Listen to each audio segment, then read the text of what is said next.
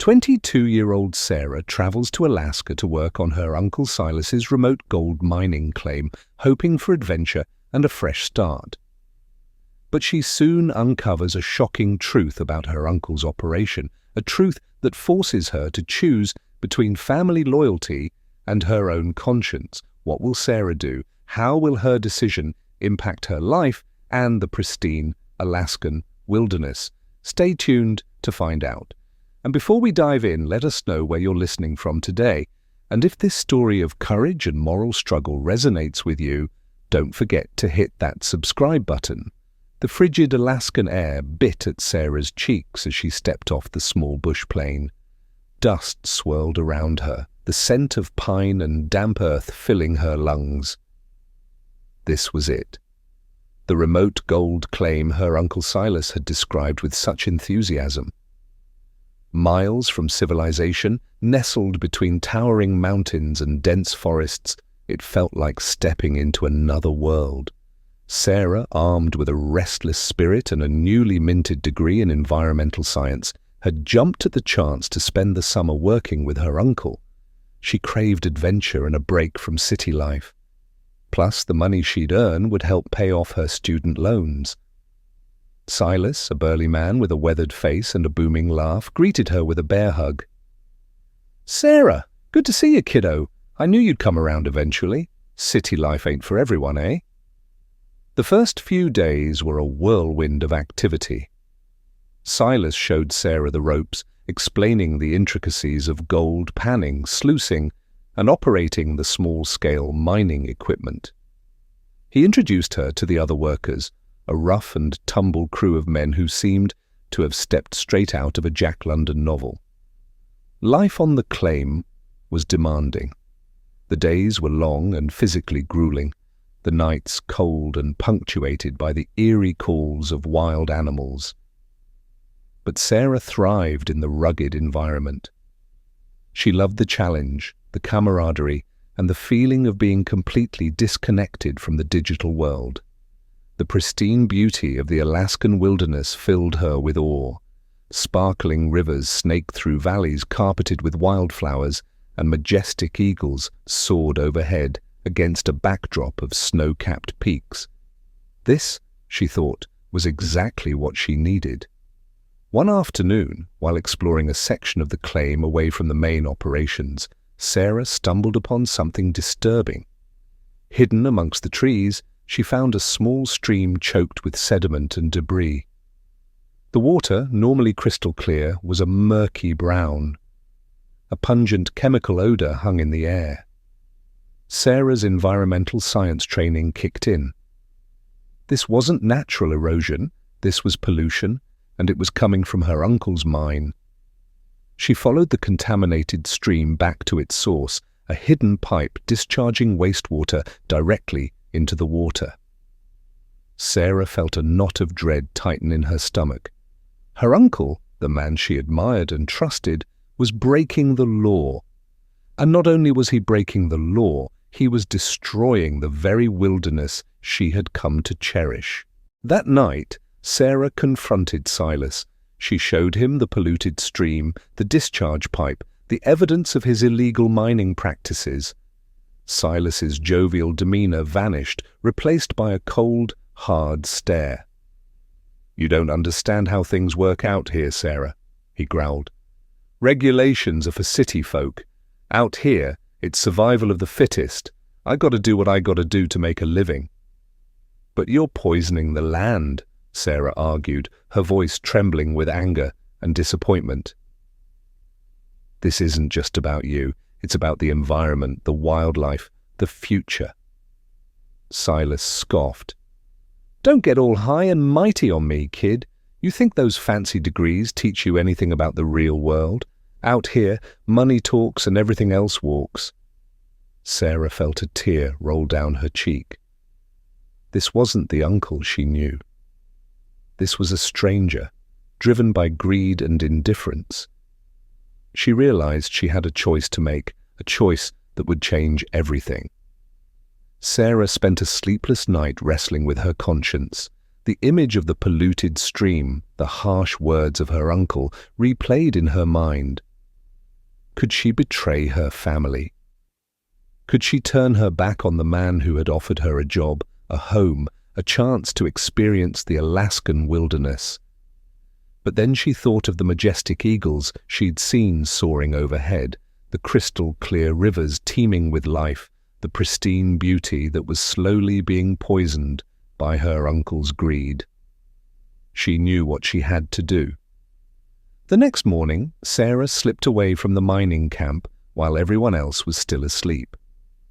She hiked to a nearby ridge where she knew she could get a cell signal, her heart pounding with a mixture of fear and resolve. With trembling hands, she dialed the number for the Environmental Protection Agency. She explained the situation to the agent on the other end of the line, detailing her uncle's illegal activities and the environmental damage she had witnessed. The agent assured her that they would investigate the matter discreetly and take appropriate action. Sarah returned to the camp to find a scene of chaos.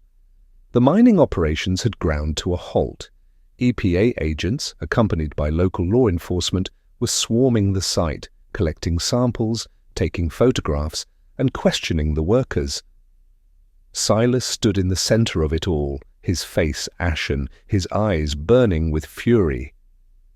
He spotted Sarah standing at the edge of the crowd and strode towards her, his boots crunching on the gravel.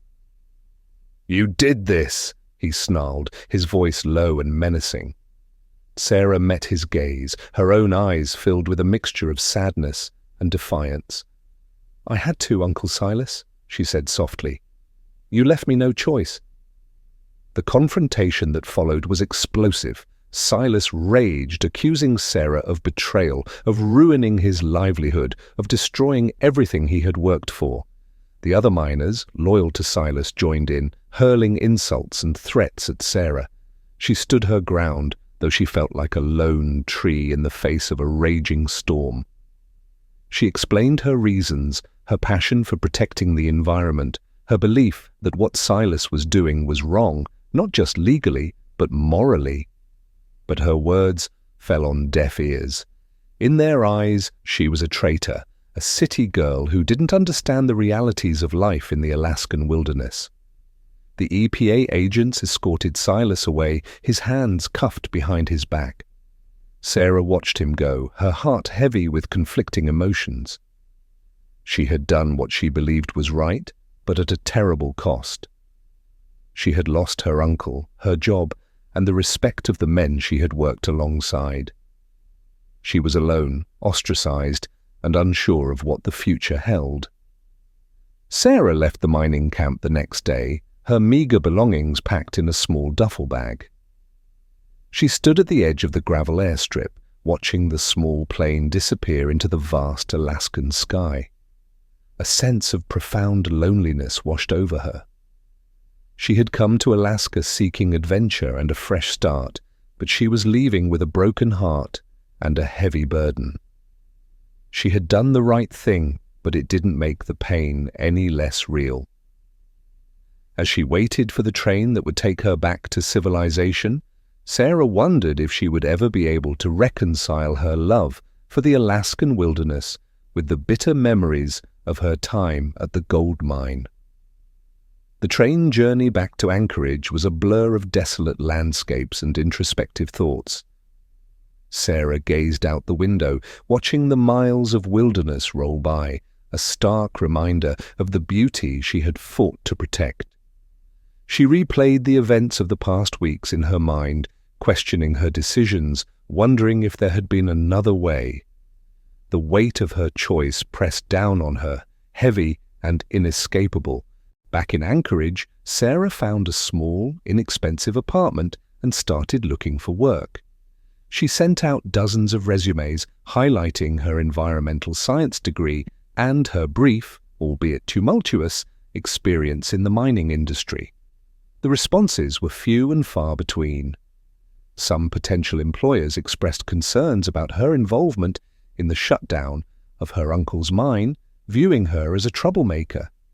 Others simply weren't interested in hiring someone with such limited practical experience. Weeks turned into months. Sarah found a part-time job as a cashier at a local grocery store, barely making enough money to cover her rent and basic expenses. She felt adrift, disconnected from the life she had envisioned for herself. The Alaskan adventure she had craved had turned into a harsh lesson in the complexities of family, loyalty, and the often painful consequences of doing what's right. She missed the fresh air, the rugged landscapes, the quiet solitude of the wilderness. But the memories of the polluted stream and her uncle's angry face haunted her, making it difficult to reconcile her love for Alaska with the pain she had experienced there. One evening, there was a knock on Sarah's apartment door. She opened it to find a familiar face, one of the miners who had worked for her uncle. He stood there awkwardly, shifting his weight from one foot to the other, his eyes avoiding hers. "Sarah," he mumbled, "we need to talk." They met at a small diner down the street. The miner, whose name was Jake, explained that the other workers had come to understand why Sarah had done what she did. They had seen the damage Silas's illegal practices were causing, not just to the environment, but to their own health. They had been too afraid to speak up before, fearing for their jobs and Silas's wrath. But now they were grateful for what Sarah had done. "We're sorry for how we treated you," Jake said, his voice sincere. "You were right. Silas had gone too far." Over coffee, Jake told Sarah that he and the other miners were working to reclaim the abandoned mine site using environmentally responsible methods. They were determined to restore the land to its former glory, to make amends for the damage Silas had caused. They wanted Sarah to join them, to use her environmental science knowledge to help them heal the scarred landscape. Sarah hesitated. The wounds of betrayal were still fresh, the memories of her uncle's anger still vivid. But as she looked into Jake's earnest eyes, she saw a glimmer of hope. Maybe this was her chance to find redemption, to turn a painful experience into something positive. "Okay," she said, her voice trembling slightly. "I'll do it." The work was hard, the days long and grueling, but Sarah found a sense of purpose she hadn't felt since arriving in Alaska. She worked alongside the other miners, sharing her knowledge of environmental remediation, helping them implement sustainable practices.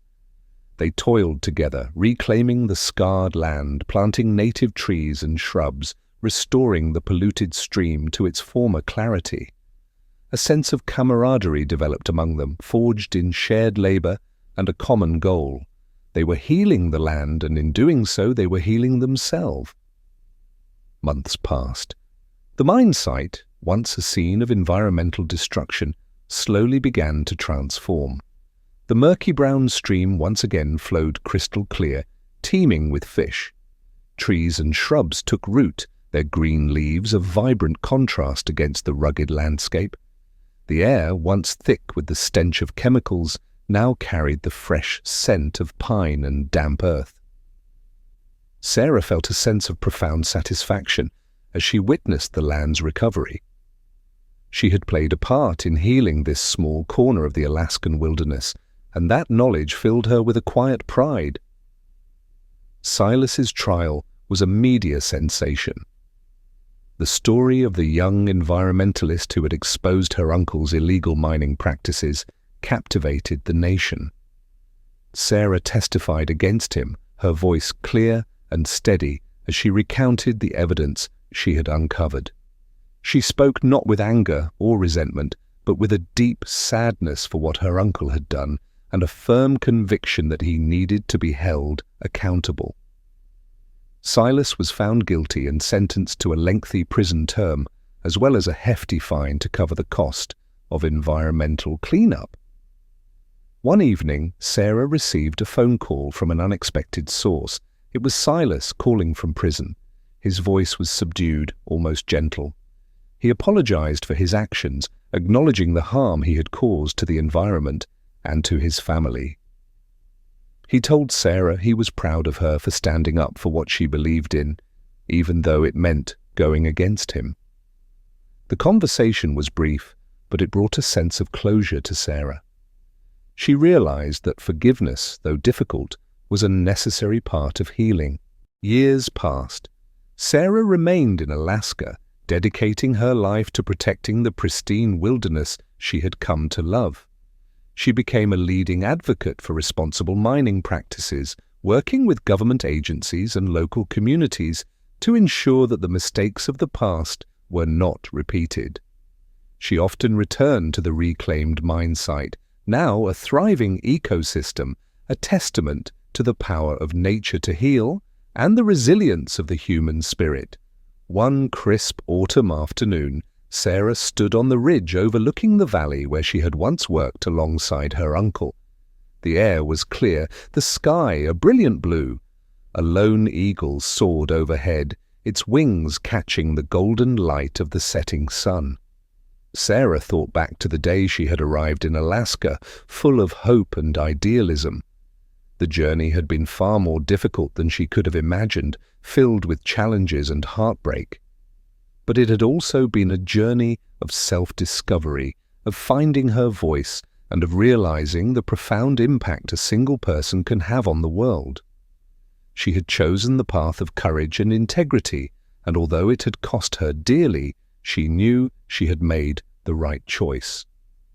The Alaskan wilderness, vast and unforgiving, had taught her a valuable lesson, that true loyalty lies not in protecting family at all costs, but in protecting the values that truly matter: honesty, responsibility, and respect for the natural world.